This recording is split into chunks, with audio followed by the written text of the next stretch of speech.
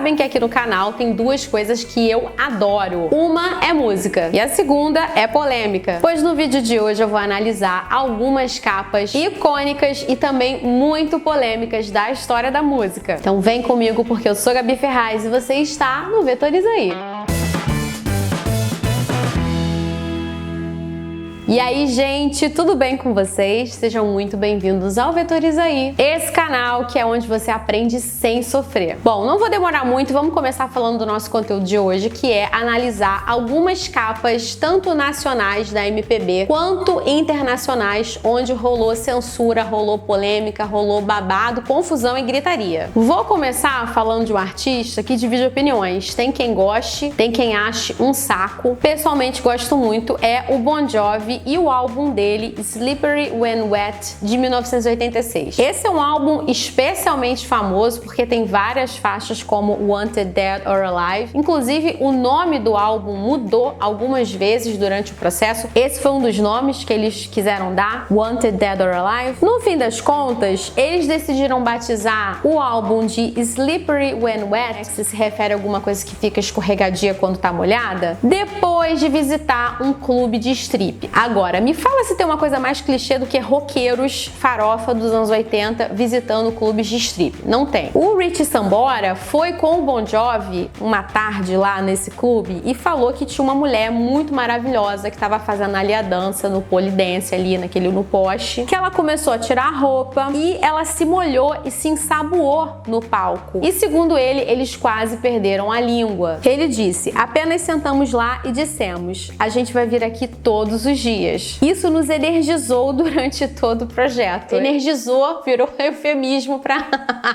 vou adotar isso. E aí, bom, inspirados por essa experiência transcendental, eles pensaram numa capa que era uma mulher com os seios bem grandes. A gente só consegue ver da boca dela pra baixo, os seios assim, uma camiseta molhada, amarela, com o título do álbum. Era uma capa provocativa, não era super explícita, mas tinha algo, né, de muito explícito e muito sexual, muito sexista também. E quando eles apresentaram para a gravadora, os executivos ficaram de cabelo em pé porque eles sabiam que esse álbum seria boicotado pelas grandes cadeias de lojas dos Estados Unidos. Eles não iam conseguir vender um álbum com uma capa que fosse assim tão escandalosa. Além disso, o Bon Jovi ele não gostou dessa moldura rosa que tem em volta. Pessoalmente, eu gosto muito dessa capa, mas eu vou falar disso daqui a pouco, tá bom? E bom, o que eles tiveram que fazer? A toque de caixa, tiveram que correr e pensar em uma nova ideia, e eles pensaram numa ideia que não tinha nada de genial. Era um plástico preto, tipo aquele plástico de saco de lixo preto, molhado, com o nome do álbum escrito, né, como se alguém tivesse escrevido com o dedo assim em cima das gotículas, né, molhado, escorregadio quando molhado. O interessante é que a capa não colou nos Estados Unidos, mas no Japão eles lançaram, a maioria dos lançamentos desse álbum foram com essa capa original. Então isso faz a gente pensar muito sobre o conservadorismo americano e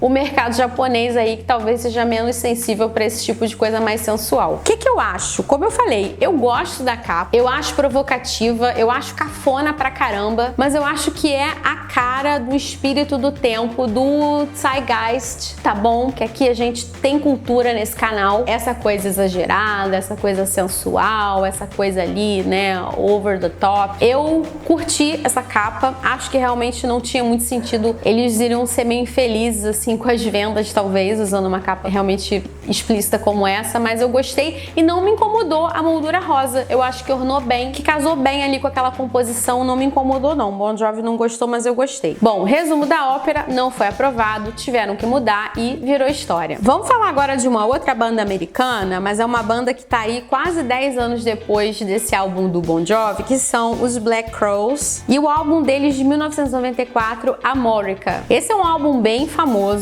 ele traz uma foto de um biquíni de mulher, de uma mulher, na verdade, é um close da região ali genital, pélvica de uma mulher, usando um biquíni com a estampa da bandeira dos Estados Unidos. E o detalhe marcante dessa foto é que a gente tem uma profusão de pelos pubianos saltando para fora do biquíni. Eu não vou mostrar essa foto aqui, porque eu não quero que esse vídeo seja desmonetizado, tá? Então eu vou mandar essa foto lá no nosso grupo de apoiadores apoiadores, se você gosta do nosso conteúdo e você quer acompanhar mais de perto conteúdo exclusivo, você clica aqui embaixo, entra para a diretoria, só R$ 7,99 por mês. Você apoia o nosso canal, vira um assinante, tá bom? E ganha um monte de conteúdo, além de participar do nosso grupinho de WhatsApp, que só tem coisa boa. Então eu vou mandar lá no nosso grupo de WhatsApp essa foto, tá bom? Essa foto, ela foi retirada da capa da edição de julho de 1976 da revista Hustler, que é uma revista famosíssima,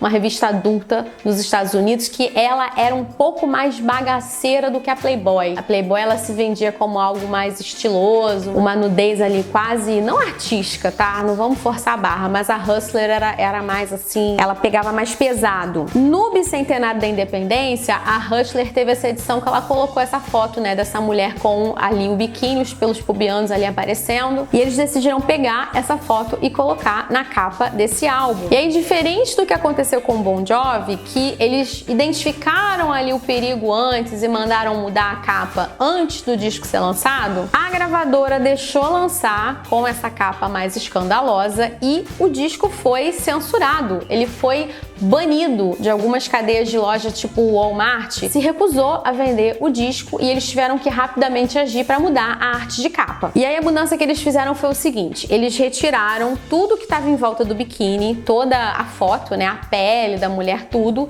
deixaram só aquele triângulo do biquíni sobre um fundo preto. Aí eu vou dar minha opinião. Eu acho que muitas vezes você é mais provocante e principalmente mais interessante quando você não mostra, quando você sugere, do que quando você revela tudo. E eu acho que esse aqui é um desses casos. Eu acho que a capa censurada, que a gente tem o triângulo, ele é mais interessante, a capa é mais interessante do que essa capa super explícita da foto com os pentelhos. Eu acho uma coisa quase infantil você pegar uma foto, pelos pubianos, vamos botar uma foto com muitos pelos aparecendo e tal. Eu acho meio bobo, eu acho que não agrega nada, mas eu achei que graficamente ficou muito mais interessante a capa censurada, sugerindo que aquilo ali é um biquíni, te fazendo imaginar o que tem ali por baixo. Ficou muito mais interessante, ficou muito mais instigante. Mas mesmo assim, entra aí pra lista das histórias de capas que foram censuradas, que tiveram que ser trocadas às pressas por conta da polêmica. E falando de polêmica, vamos vir aqui pro Brasil, vamos falar de uma capa que também tem um close numa região pélvica feminina e falar da capa do álbum da maravilhosa, que eu amo, sou super fã, Gal Costa, o álbum Índia de 1973. Esse álbum era um disco de reconexão da Gal Costa, botando o pé na terra. Esse álbum tinha várias faixas muito brasileiras, tinha algumas melodias com influência paraguaia, com a guarânia, que é um ritmo paraguaio, referências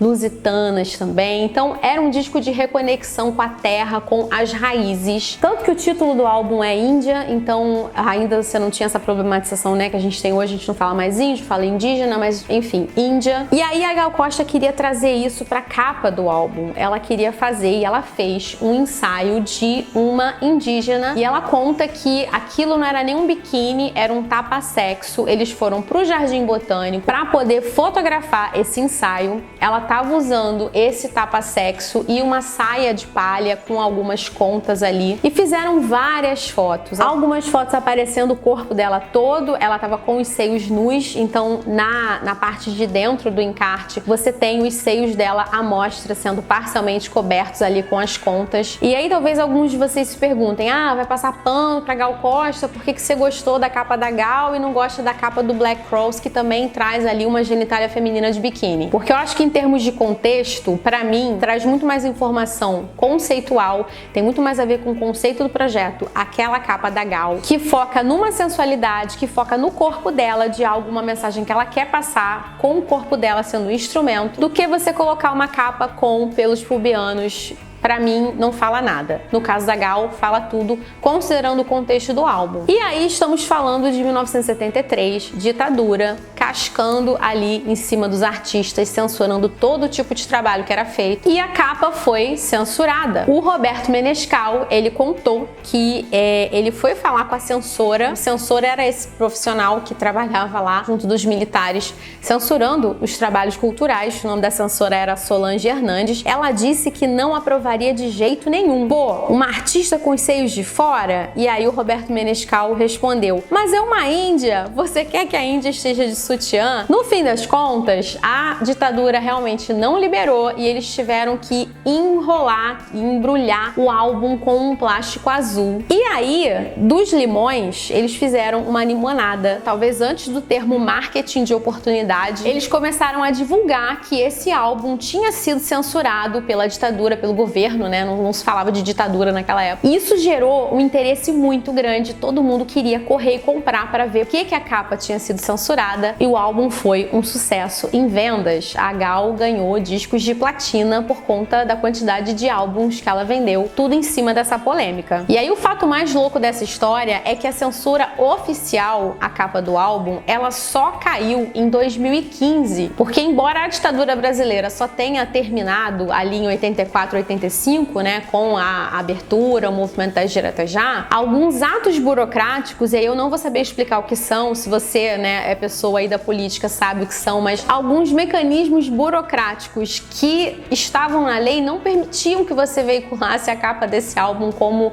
ela foi pensada. Então só em 2015 que esses atos foram derrubados, e a Gal Costa comemorou o fim dessa censura com uma postagem nas redes sociais dizendo: capa do disco Índia censurada nos anos 70 e agora liberada para o nosso deleite, incluindo o meu. E ela compartilhou a imagem do álbum. É muito, muito louco, né? Porque assim, ela não é nem tão explícita, é um pouco explícita, né? Porque você não tem pelo pubiano, mas você consegue ver ali coisas ali sendo demarcadas ali naquele biquíni, né? Gal Costa ali no auge de sua formosura maravilhosa. Mas assim, tem coisa muito pior, né? Coisa muito pior. Então, acho uma bobagem, mas enfim, não dá pra discutir, porque nessa época tudo era um grande problema. E bom, chegamos ao último case do nosso vídeo de capas icônicas e polêmicas, e tá na hora de eu te lembrar pra você dar like nesse vídeo, porque se você der like nesse vídeo, eu tenho certeza que você vai achar dinheiro na rua hoje, tá bom? Então deixa aqui o seu like, compartilha com alguém que possa curtir esse conteúdo, e vamos falar daquela que eu acho que é a capa mais icônica e mais polêmica da história da MPB. Eu tô falando da capa de Todos os Olhos, do Tom Zé. Talvez, se você for uma pessoa mais nova, você não vai saber de que álbum eu estou falando. Mas o Tom Zé, em 1973, estava lançando esse álbum. Ele tinha uma música que ele queria incluir, que se chamava Todos os Olhos. E aí, o Décio Pignatari, que era amigo, um poeta concretista, que era amigo do Tom Zé, falou pra ele, isso aí nas palavras do Tom Zé, que se é todos os olhos, o olho do faz parte. E aí, o Décio Pignatari deu a ideia pro Tom Zé deles fotografarem um ânus feminino e colocar na capa do álbum. E bom, esse continua sendo até hoje, tá? Um dos grandes mistérios da MPB. Três dos envolvidos, né, o próprio Tom Zé, o fotógrafo e o publicitário que trabalharam na elaboração, né, da arte do álbum, cada um tem uma versão diferente para o que é esse negócio aí na capa. Tom Zé contou numa entrevista pro Marcelo Tais, lá na TV Cultura, que eles tinham pensado em colocar uma foto, né, de um ânus, mas que no fim das contas eles chegaram até a produzir as fotos e eles decidiram desenhar uma imagem de uma bolinha de gude em cima de um ânus. Será que esse vídeo vai ser censurado só pra eu estar falando ânus? Não, né? Você tem vídeo médico aí que fala ânus também, não censura. Enfim, espero que não. Então isso é uma das versões. Em outra ocasião, o programa Conversa com Bial também levantou esse assunto e conversou com dois desses profissionais que eu citei, o Reinaldo Moraes e o Chico Andrade. O Reinaldo Moraes é o fotógrafo e o Chico é o publicitário que trabalharam, e cada um deu uma versão diferente, tá? Então o Reinaldo Moraes falou o seguinte, que eles estavam movidos ali por uma molecagem, tiveram essa ideia de botar ali a bolinha de gude no cu. Uma amiga, muito amiga dele, e ele se prontificou tanto pra falar com a menina se ela queria posar pra capa do álbum, quanto arrumar a sessão de fotos, né? Afinal de contas ele era fotógrafo, e arrumou uma caixa de bolinhas de gude pra eles poderem fotografar lá no... Ui, que delícia! Só que eles, quando foram fazer a sessão de fotos, as bolinhas não paravam quietas no... Rolava bolinha pra tudo quanto é lado, a menina ali exausta, deitada de bruça ali tentando fazer as fotos, não funcionou. Eles tentaram até fazer cola com farinha e com água pra ver se a bolinha parava quieta no lugar, mas não rolou. Além de ter sido muito difícil de fazer as fotos, quando eles revelaram o filme, eles viram que estava muito claro que aquilo ali era um ânus e não ia passar na censura da ditadura. Então, dias depois eles chamaram essa mesma moça e pediram pra ela fazer um biquinho com a boca.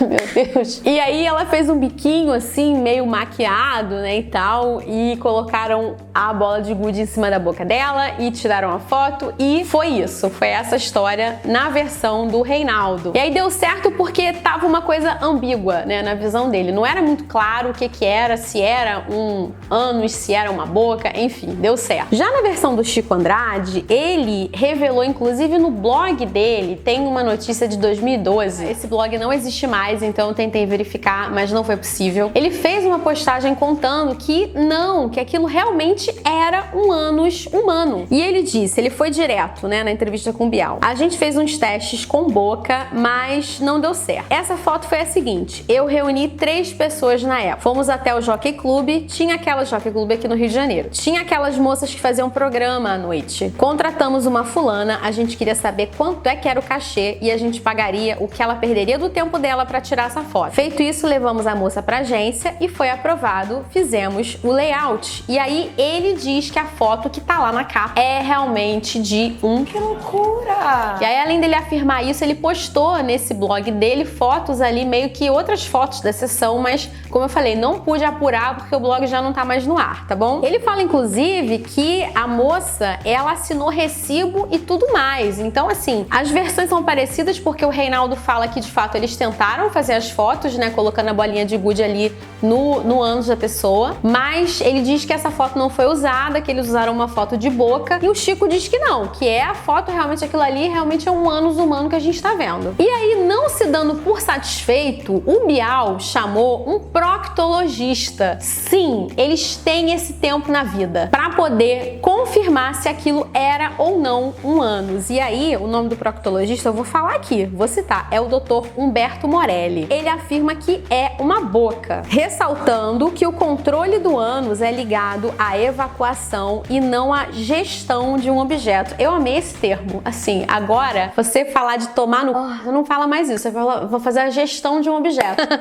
Então, acho que a gente pode dar algum crédito aí pro doutor, uma pessoa que vive aí, né, ganha vida olhando ali muitos anos, que passou muitos anos ali fazendo isso, né? Ele fala que é uma boca. O que é mais absurdo pra mim é que a capa é muito escandalosa. O trocadilho, né, de você falar todos os olhos, você tem uma bolinha de gude em cima de uma coisa que é cheia de preguinhas, que te lembra na hora ali, cara, isso aqui, que é isso, sabe? O mais absurdo é que a ditadura, ela não censurou essa capa. Ninguém não acendeu essa luz, né? Eles censuravam coisas que eram muito mais bobas, coisas que eram muito mais ingênuas, letras de músicas que não tinham conotação nem sexual nem política. E essa capa passou. E bom, eu quero saber se você já conhecia alguma das histórias que eu contei aqui, se você conhecia também algumas das capas, mesmo sabendo ou não da história por trás. Deixa um comentário aqui pra gente e te lembrar de deixar o seu like nesse vídeo, de compartilhar com alguém que possa curtir o nosso conteúdo e te convidar para continuar por aqui, que tem sempre análise muito boa rolando. Eu vou ficando por aqui, um beijo e até a próxima. Tchau!